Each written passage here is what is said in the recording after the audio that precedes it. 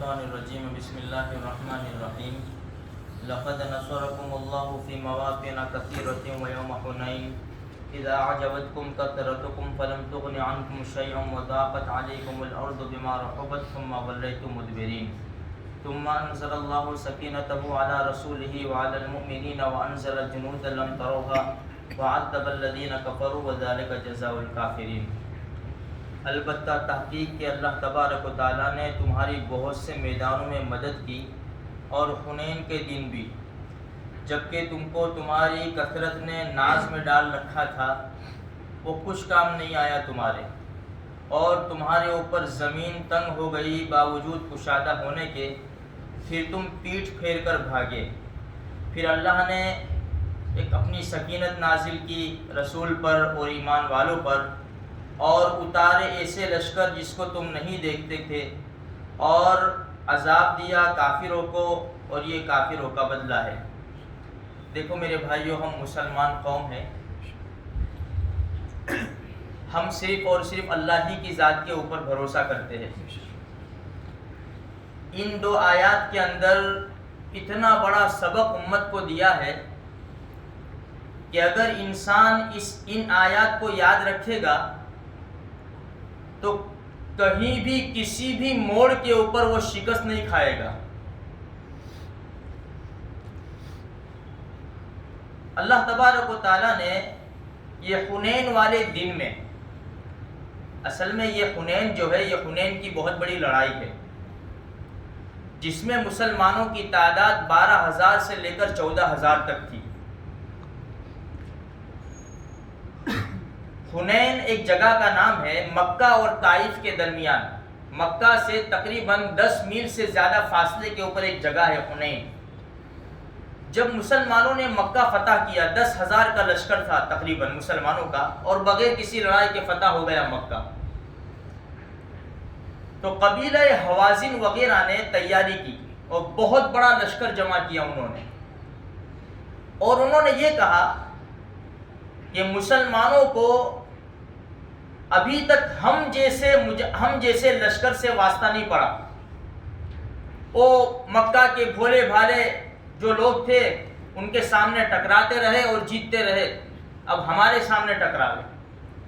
بہت بڑا بھاری لشکر جمع کیا انہوں نے، اور ان کا جو سردار تھے مالک بن عوف، جو بعد میں مسلمان ہو گئے تھے، اپنی قوم کے اندر یہ اعلان کیا کہ بیوی بچوں سب کو لے لو، اور ہر جو لڑنے والا تھا اس کے پیچھے اس کی بیوی کو کھڑا کر دیا تھا اور بچوں کو، تاکہ بھاگ نہ سکے میدان سے۔ اتنی پوری فل تیاری تھی ان کی کہ مسلمانوں کا خاتمہ کر دے گے۔ اب میں اشارے نہیں کرتا، آپ سمجھتے جانا، جو ہمارے زمانے میں جو کچھ چل رہا ہے آپ سمجھتے جانا۔ اس وقت مشرکین نے یہ چاہا کہ مسلمانوں کا خاتمہ کر دے۔ اللہ کے رسول صلی اللہ علیہ وسلم کو پتہ چلا تو ہمارے نبی نے بھی لشکر جمع کیا، اور تقریباً یہ لشکر 12 سے 14,000 تک پہنچ گیا، مسلمانوں کا لشکر۔ اتنی بڑی تعداد مسلمانوں کی آج تک کسی جنگ کے اندر نہیں تھی، اور جتنا ہتھیار اور سامان مسلمانوں کے پاس حنین کے دن تھا، اتنا کسی اور جنگ کے اندر نہیں تھا۔ اب یہاں پر مسلمانوں سے تھوڑی سی ایسی بھول ہوئی کہ اللہ کی ذات کے اوپر سے نظر ہٹ کر اپنے سامان کے اوپر پڑ گئی، اور اپنا جو جتھا تھا، اپنا جو لشکر تھا بڑا بھاری، اس کے اوپر نظر پڑ گئی۔ اور کچھ لوگوں نے یہ کہا کہ آج تو مشرکین کی مجال نہیں ہے کہ ہم سے جیت کے جاوے۔ یہ کچھ مسلمانوں کی زبان سے نکلا، کیونکہ مسلمان کیا سوچ رہے تھے کہ بدر میں صرف 313 تھے، ہتھیار بھی نہیں تھے، ہم جیت گئے تھے، احد کے میدان میں بھی جیتے، اور پھر آگے چلو تو غزوہ خندق جو 28-29 دن تک لڑائی چلی تھی تیروں کی، صرف اس میں بھی اللہ نے فتح حاصل کی، اللہ کی مدد سے ہم نے فتح حاصل کی، اور اسی طرح خیبر میں سب جگہ بہت کم تعداد تھی، پھر ہی ہم جیت گئے۔ اور یہاں پر تو آج تو 12 سے 14,000 مسلمان ہیں، آج ہم دیکھ لیں گے. بس یہ جملہ اللہ کو پسند نہیں آیا.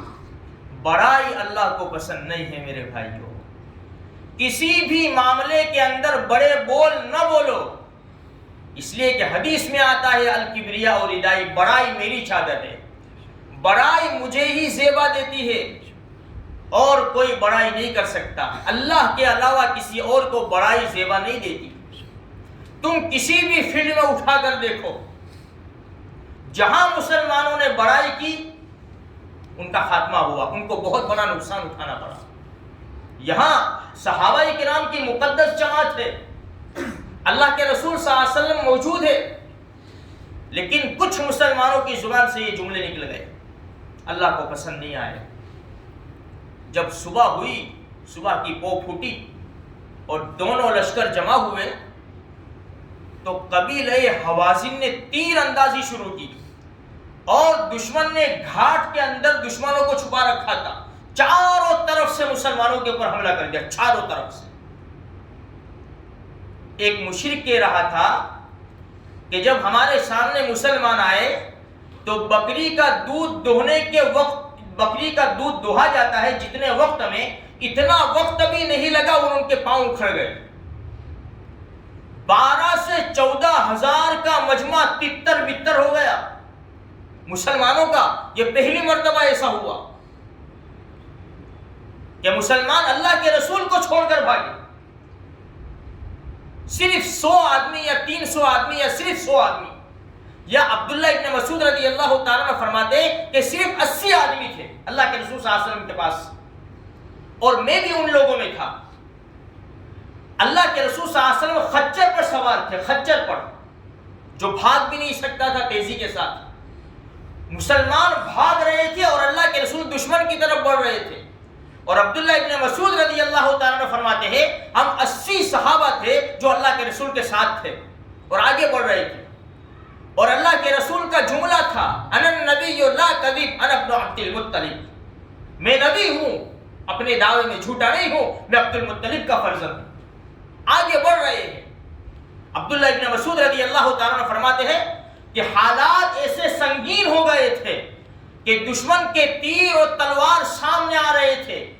ایسے میں اللہ کے رسول صلی اللہ علیہ وسلم کی سواری نے ٹھوکر کھائی. ہمارے نبی زین سمیت جھکے.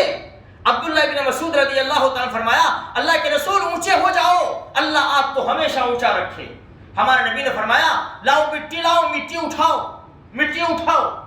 عبداللہ ابن مسعود رضی اللہ تعالیٰ نے مٹی اٹھا کر دی اور حضرت عباس رضی اللہ تعالیٰ عنہ ایک طرف یعنی نکیل پکڑے ہوئے تھے ہمارے نبی کی سواری کی، اور دوسری طرف سفیان رضی اللہ تعالیٰ عنہ تھے.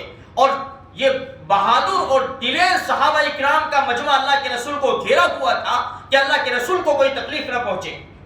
ہمارے نبی نے اپنے چچا عباس رضی اللہ تعالیٰ عنہ سے کہا عباس آواز لگاؤ مسلمانوں کو کہ تم نے ببول کے درخت کے نیچے جو اللہ کے رسول کے اوپر ہاتھ دیا تھا کیا ہوا؟ اے سورہ بقرہ کے حاملوں تم کہاں چلے گئے؟ اے انصار کے لوگوں تم نے مدینہ منورہ مجھے بلایا تھا اور تم نے کہا تھا ہم تمہارے اوپر جان نچھاور کریں گے، کہاں بھاگ رہے ہو؟ اللہ کے رسول یہاں ہے. حضرت عباس رضی اللہ تعالیٰ عنہ کی آواز صحابہ کرام میں بہت بلند تھی. جو آواز لگائی میدان کے اندر گونجی آواز صحابہ کرام کے کانوں میں پڑی، فوراً سب لپکے، اپنی اپنی تلواریں لے کر لپکے. اللہ کے رسول صلی اللہ علیہ وسلم نے مٹی اٹھائی اور زور سے پھینکی مشرکین کی طرف. بس کیا تھا؟ قرآن کہتا ہے، قرآن لقد نصرکم اللہ فی مواطن کثیرۃ ویوم حنین، اللہ نے بہت سے میدانوں میں مدد کی اور حنین کے دن بھی اللہ ہی نے مدد کی. تمہارے تو پیر اکھڑ گئے تھے، تم تو بھاگ چلے تھے. اذا اعجبتکم کثرتکم، تمہیں تو تمہاری تعداد کے اوپر ناز ہو چکا تھا. فلم تغن عنکم شیئا، کچھ کام نہیں آیا، تم تو پیٹ پھیر کر بھاگ گئے تھے. ثم انزل اللہ سکینتہ علی رسولہ وعلی المؤمنین وانزل جنودا لم تروها، ہم نے ایسا لشکر بھیجا فرشتوں کا جو تم نہیں دیکھتے تھے.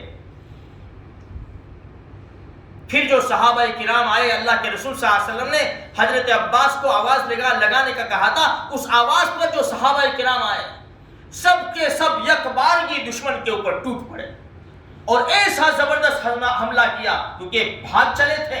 پچھتاوا ہوا، اب کیا جواب دیں گے؟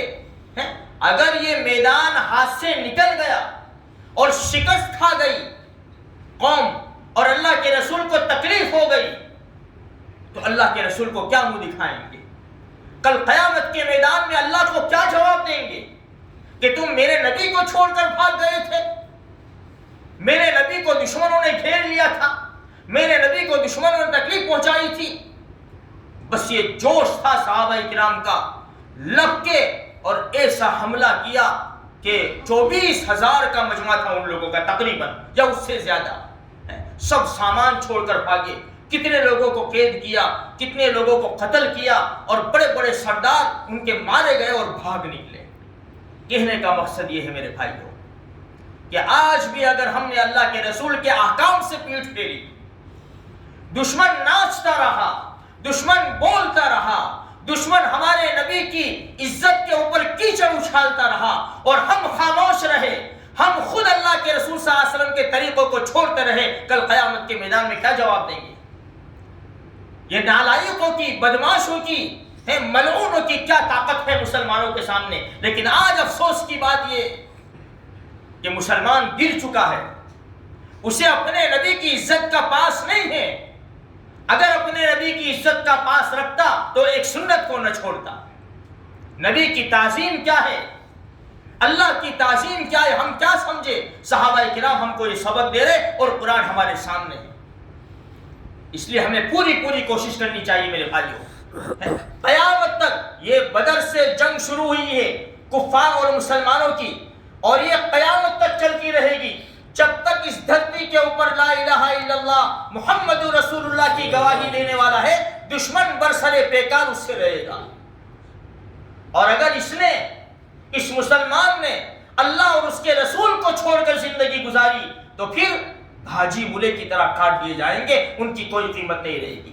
آج ہماری آنکھوں کے سامنے ہیں، ہزاروں مسلمانوں کی لاشوں کے انبار لگے ہوئے ہوتے ہیں، 2 مہینے نہیں جاتے دشمن اپنا سر اٹھاتا ہے اور پیارے آقا صلی اللہ علیہ وسلم کے بارے میں توہین کرتا ہے، اور وہ جیتا جاگتا چلتا پھرتا ہے۔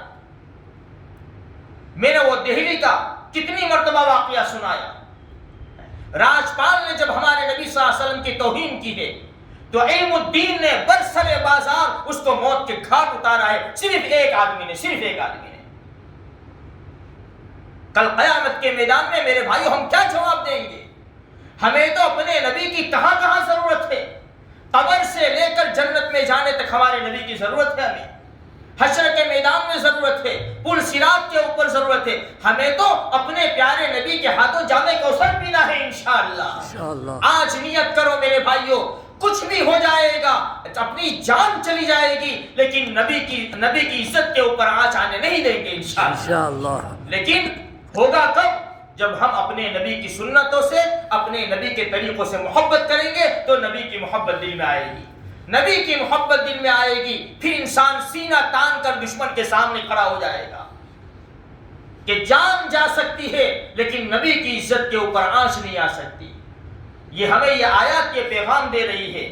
بس یہ رمضان المبارک کا مہینہ ہے میرے بھائیوں، ہے گزری ہوئی زندگی کی معافی مانگو، اللہ سے کہو اللہ بڑا جرم ہوا ہے، تیرے احکام کو توڑ کر، پیارے نبی کے طریقوں کو چھوڑ کر ہم نے بہت بڑا جرم کیا ہے، ربا معاف کر دے تو ہمیں۔